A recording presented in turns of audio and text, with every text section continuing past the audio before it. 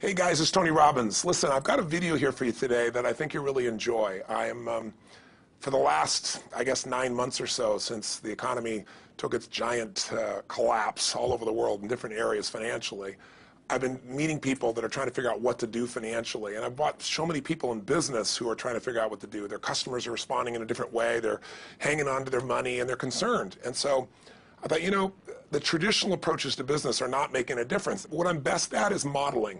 You know, I've always, when I wanted to figure something out, I go to people that are the best in that area and figure out what they're doing and teach myself how to do that and then teach others to do the same once I've proven it's worked with myself. I said, I want to find the best of the best, and I've been really fortunate over the last, as I say, probably 7, 8, 9 months to have spent some time interviewing and getting to know and becoming good friends with many of the top people in the internet marketing. I mean, people that they're not the likely people you normally look at. I look at them as the new money masters. You know, they're guys that, you know, they didn't have the traditional education and ladies that didn't, but they found a way to add value. So whether you're looking for, you know, opportunity to figure out how to have a second income stream, or you have some form of business you're considering being in or you're in and you want to learn some tools, I thought I'm going to create some great products for this, but I thought I'd just send you out first a neat little interview that I did with them. These guys called me up and said, can we come by? I'd love to chat with you. And I said, well, we're going to chat. Let's put it on film. So we just knocked around, and what they wanted to ask me was, look, you know, we've spent enough time with you. We know you know how to get people to take action. I said, well, come on over and let me kind of get inside your heads a little bit. Let me see why you follow through. Why do so many people say they're going to do something and then never follow through? And a few people do something inside their head and heart that gets them to follow through. So I just thought you might enjoy this conversation we've had. It's with Frank Kern and John Reese, two of the best in this industry. And you know, I think you'll find it interesting. Maybe you'll be triggered a little bit to think about what will get you to follow through too. So this is my little gift to you. I hope you enjoy. We got the dialing. Frank. Tony, what's up? Good thing, man. How about you? I'm good. Listen, we've got a serious issue that I think is affecting our market, and we need your help. We actually don't know if we can solve this problem, but we think that you can. So we want to barge in today. We're kind of riding around anyway. I know you're shooting and stuff, but if you got a couple minutes so we can pop by, that sure would be helpful. Okay, well, I'm honored. If I'm sure you help me. Come on over. I look forward to seeing you. Okay. See you, man. All right, man. Bye. Look forward to seeing you, John. Bye-bye. Yep, Bye. see ya. So why are we in a hotel anyways? They use this place a lot to shoot stuff because it's got a really nice background. Oh, so really it's nice outdoor filming stuff. different guests and interviews Yeah. and TV commercials? Hey, man. How's it going? Come on in. All right. Thank you. Hey, Hey, Tony. guys. What's up? How you doing, man? What's all this? Doing a little leadership filming, man. That's awesome. Good to see you. All right. Thanks for having us, man. Yeah, you did. Well, come on in. I'm curious to what this major problem is that you're going to see me right away about. This sounds like a setup to me, man. It's a setup, yeah. I told John it was an intervention about his glue sniffing problem. Well, come over and sit on my lap. Yeah, buddy. exactly. So we were doing some talking, and the big problem in our industry, we think, is a bit of a mystery. No one has the exact answer. We were actually talking about trying to figure it out, that, you know, so many people in our market get these courses that, you know, him and I both, for our own respective businesses, spend hours and hours of time, you know, recording these, you know, building these education products, these training products to show people how to grow a business or build a business. But there's this large segment of our customers in our market that we're in that really don't get results. They don't do anything, or they're just, you know, for whatever reason, it's not for them. It's just, you know, we were just talking about how great it would be if there were just, you know, so many more success stories, right? Like, If everyone who actually bought stuff, not necessarily just our stuff, but all of the stuff within our community, if the people who bought it, if everyone who bought it just actually used it, you know, and just followed the directions and followed through, how amazing that would be, like what we would accomplish as a community as a whole if that happened.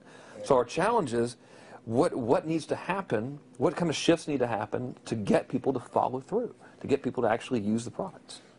You're talking about the same mystery that people have of, you know, why does somebody, you know, get that fat, or they're out of control and they hate themselves, but then they go have another piece of chocolate? Or, you know, why does the person who's just, the doctor just told them they have cancer, lung cancer, and said you've got to stop smoking, and some studies show 70% of the people keep on smoking. So you're not talking about a minor issue here, right? It's part of life.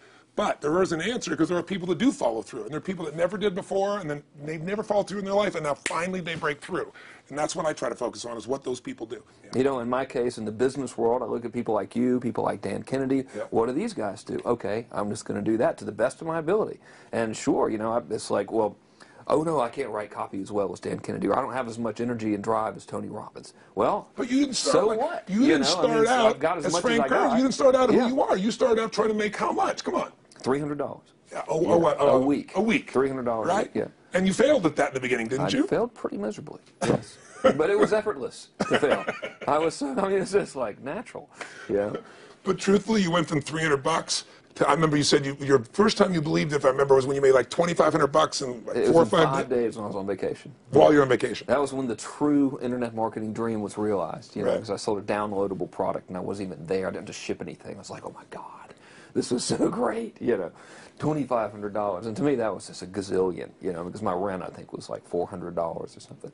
And when you've told me that story before, and you just did it again, and you get you big grin on your face, you get more excitement on your face than when you talk about doing 18, than when you talked about doing the 18 million, which I know you're proud as hell of, and you didn't get all the money, but you made 18 million bucks for somebody in 24 hours, right? Yeah. But look at your face. It's like nowhere near as excited as $2,500 in 5 days, baby. Thing, though. I mean, the $2,500 is just as, there's no difference. No, there's even more, because there was a moment when you recognized what was possible, but you didn't recognize it until you actually experienced it, but you only experienced it because you had to. Right. You had to keep going until you found it, just like you did. You had to keep going until you found it. And it's like the validation that the fear doesn't have to matter anymore, that you don't, there is no other, that, you know, not having the plan B and knowing that you're going down the one path towards what you want. Yeah. It's the validation in your brain that, hey, this works. It may not work yet on the level I want it to, but it works. I've just proven it to myself. Right. And for that, I win. It's game over. I've already won. Yeah. Because I've proven it to myself. Right. So it validates everything in my mind that I want to do now just at a higher level and doing more of it. That's it. Right. You just now leverage it. You now just stack it. So what do these people need to get started? Why aren't they starting? We all know the answer is fear. But the difference with you guys or me or anybody who's followed through is we're more afraid of what life would be like if we don't follow through than the person who's willing to settle for what they got and kind of hope it'll change and maybe purchase something for the moment and then not follow through on it. It's almost like people, overachievers, have a little more fear. They're a little more afraid of missing out. They're afraid of not being there, or they got a strong enough reason to follow through. So I'd say if you're looking at home, you want to give somebody some value, go, where do I start? I'm sick of this. That's a damn good place. That's probably why they bought the product in the first place, but now they're not. Escape from that for just a minute. What's that? They bought the product to escape from that state. Just for a moment. Yeah. So, because well, guess what? What makes people excited is progress.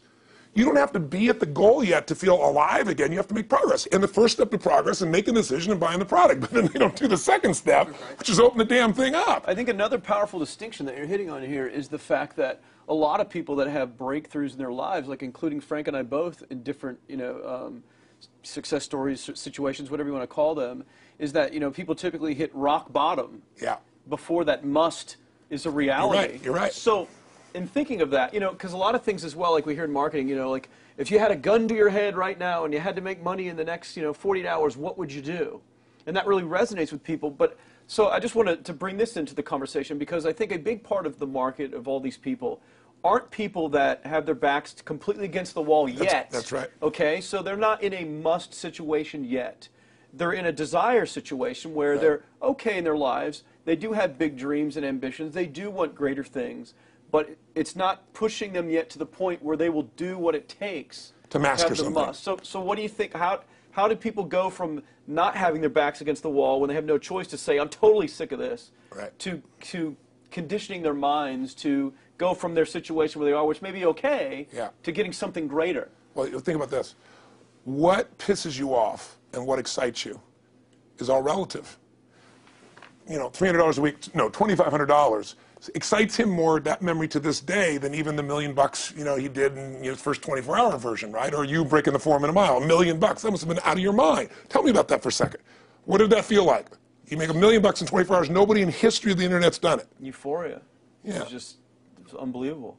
What was your? It wasn't even about the money. That's exactly right. That's exactly right. It wasn't really about the money. No, it wasn't. I wasn't thinking like, oh, that's how many cars I can buy. No. It just wasn't. It was just breaking through like another like barrier of progress.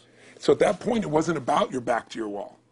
at that point, what it was really It was about. a further point for my fear, is what it really was. Further point for your fear, and for some people, and I think in some cases, it's also a recognition of who I am and what I'm capable of. So for somebody whose life is already great, this is about, what if I could take on another skill that could create more freedom for my life? And just saying, I'm not going to go out and try and do it all perfectly right now. What I'm going to do for the next 8 weeks, I'm going to create a little ritual. I'm going to do one thing a day to condition my mind, right, so that I get strong, so I follow through. I'm going to read something. I'm going to listen to something. I'm going to immerse myself. I'm going to go for an intense jog, or I'm going to go lift weights, but I'm going to do it consciously to get in a state where I'm going to follow through. That's number one, because people follow through when they're in state. Second, I'm going to get clear about why this is a must for me. It's not because my back's against the wall, but because I want to master an area of life that could create some freedom. I'm not going to master it overnight, but I got the system, I got the plan. I'm going to do one thing a day. I'm going to work on one subject a week. This week's going to be about figuring out what the right product or industry is. Next week's going to be basics of building traffic. And each week I'm going to make a little progress, and I'm going to get to a goal, whatever that is. I'm going to make $1,000, my $300 in a week. I'm going to get to my $2,500. That first $2,500 is the most excited. Unbelievable. The first $300. I remember It's the most life-changing, too. It is the most life-changing. I remember I was supposed to be a truck driver, making $24,000 a year because I'd be making the most anybody in my family had ever made. How'd that work out for you? Yeah, real well. Thank God I'm not driving a truck, right? I think you could pull the truck. I figured out I could pull it with my finger, man. I could do it with my teeth. I could pull it with my teeth, right? 36 grand a year was the goal. If I could make 3 grand in a month. When I did that, was out of my mind. And then it was like, could I make 10 grand a month? Then it was 10 grand in a day, then 100 grand a day. Then could I make $1 million in a day? I had a day where I made $400 million in a day. The stock value of the company I took public, my personal stock. But it was probably after I did it, though, so it doesn't really count. I'm just joking with you. You're right. People don't remember who's first, Tony. 400 million, a million, it's all who cares? the Who same. cares?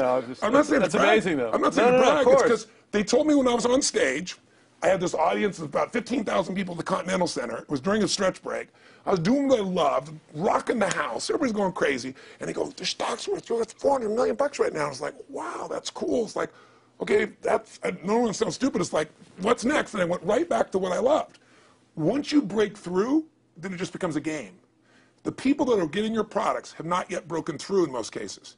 The breakthrough happens by conditioning your mind every day, by feeding it a role model or a story. It's putting yourself in a peak state where you follow through by getting physically strong. It's creating a little ritual of doing a little bit each day, and then you get momentum. But the most important thing of all is what we started out with. Why? Absolutely. Why is it a must for you? It doesn't have to be you're against the wall, but it has to be something you're hungry for, because the only difference in people is hunger. And if you're not hungry, get around people that are hungry and something will hit you. You watch a conversation, you get around people that are doing better, and all of a sudden you start going, my life sucks. I remember I went to a guy in L.A. He's one of the most multi-billionaire guy, I'll never forget. And I lived in the Del Mar Castle, and I was really proud. That was like the symbol of me having taken myself from being poor to providing for my family this great place. It's built from castles in Europe overlooking the ocean, not far from you. And I went to this guy's house. He's a billionaire. He took me down to his wine cellar. I don't even drink wine. Went through this whole thing. At the end of the night, I was depressed. I lived in the Del Mar tenement, as far as I was concerned. I really was. I was like, I live in a crappy place, and all my standards changed. All of a sudden, I wasn't willing to settle for living that. All of a sudden, my back was to the wall in a different way, because as a man, I knew I was capable of more. So people can change their standard by getting around where it's better.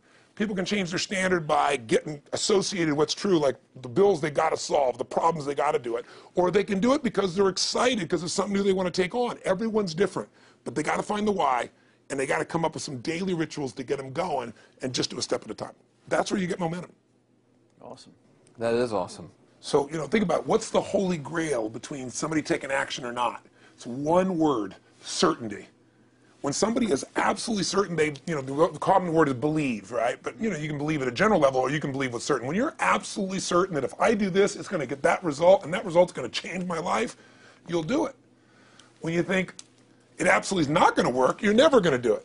The middle no man's land of maybe it'll work, maybe it won't, that's the piece that kills people, right? So if it's a must for you, you got to make it work, right? In our case, right? That's an example.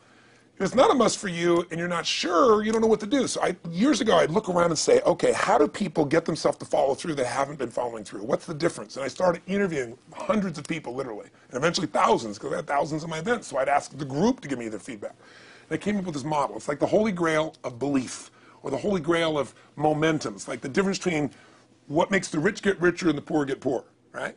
And the difference we all know is mindset, but like, how's that built? So this is what I did. I created stupid little 4 little boxes, and I'll scribble it here for you. You think about the first thing that determines whether you can do something or not, and I put that in this first box at the top here on the left side, and it's potential. Like, what's the potential of a human being? Like, when you guys started, you proved something no one had done in history. You ran the 4-minute mile, right? For golly knows how many centuries, they're trying to run a 4-minute mile. Roger Bannister does it. How did he do it? Do you remember? You did it in this industry, right? You made $1 million in a day. No one had ever done that in history, right? After you did it, a bunch of other guys are doing it because it became possible. Roger Bannister didn't just go physically practice. He made a shift in his head. He practiced in his head because he could never achieve it physically, so he had to change in his head first so that the result became certain enough he believed it, and then his body got him through. After Roger Bannister ran that 4-minute mile, within 2 years, 37 people ran a 4-minute mile. Wow. When no one in history had ever done it. Now here's how it works. The potential for anybody getting your product is extraordinary. They can do what you've done as much, more or less. They can do whatever they want to do. The potential's there. The market's proven that. Whether or not they tap into that potential has a lot to do with what action they take, which is the question you came to me with, right? Like, you know, God, they all have potential, but they're not taking action. And we all know that the action they take is going to determine the results they get. That's pretty obvious. So most people have a belief about what their real potential is no matter what you tell them. And that affects how much action they take. And of course that affects the result. And then ironically, that result reinforces their belief. And then that belief affects it. So I'll give you an example. Let's say a person has unlimited potential, we all agree. But they take little action, little results. Why? Because they have to start with a problem with their belief. They don't believe it's really going to happen for me. Maybe for Frank Kearns because he's got the cool hair and stuff, or maybe it's for you because you're so driven, but it's not me. Maybe Tony Robbins because he's a freak, got these big teeth. Whatever their thought process is, right? They got this thing, right? But what happens is, if you believe that there's very little potential, how much action are you going to take? Nothing, little. And when you take little potential with a little action, what kind of results do you get? Lousy little results. And when you get little results, what does that do to your belief? You go, see, I told you this was a waste of time, told you this wouldn't work. And then what happens? You tap even less potential. You take even less action. You get even worse results, and your belief gets even weaker. And this sucker feeds on itself until you are in a downward spiral. It's poisonous. It's poisonous and it's self-fulfilling. Now, what if something could happen that could come along and fill you with a sense of absolute certainty? Not like I believe, but mean where you know. In you guys' case, mine as well, we knew because we had to. Because we burned the boats. There was no other option. We had to find a way. We weren't going to live that way. We all did it in different ways and for different reasons, but in essence, that was it. If you get yourself in a state of certainty that this is going to work, I'm going to find the way, and if this doesn't work, I will make the way, then you tap a lot more potential. And when you're certain in your potential, you take massive action. When you take massive action, you really believe in something, you get great results. When you get great results, your brain goes, see, I told you I was a stud. I told you this thing would work out. Now you're even stronger. You tap more potential, take greater action, greater results. That's how you went from $300 in a week to $2,500 in 5 days to $100,000 in a month to $1 million in a day. Same thing with you. And we get momentum. That's why the rich get richer and the poor get poorer. Now some people go out and they go, well, I'm going to take a bunch of action. All right, I'm going to open this product. I'm going to try it. And they'll say to you, I even did it. But it's like a salesman who goes and knocks on the door, and he knocks on 100 doors and says, you don't want one of these, do you? yeah, exactly right. You know? And even if he doesn't say it verbally, his face says it because he doesn't believe it's going to work. So his voice, his body, the execution is so weak. Maybe if he talks to 100 people, somebody's going to buy out of pity. They don't want his kids to starve, right? But he's not going to get the result. So the core difference in people is how do you produce certainty when the world isn't giving it to you? You go out and you try. In your case, you're 100,000 in debt and nothing's working. How do you keep yourself going? The way you did it, the way I did it, the way you're doing it, we may not have done it consciously, is we didn't change our potential. That was there. And it wasn't even taking more action. Taking more action with a belief it's not going to work, it's not going to change anything. We got results in our head that made us feel certain as if it had already happened. True or false for you? True. Right? So give me an example so people know I'm not just making this crap up.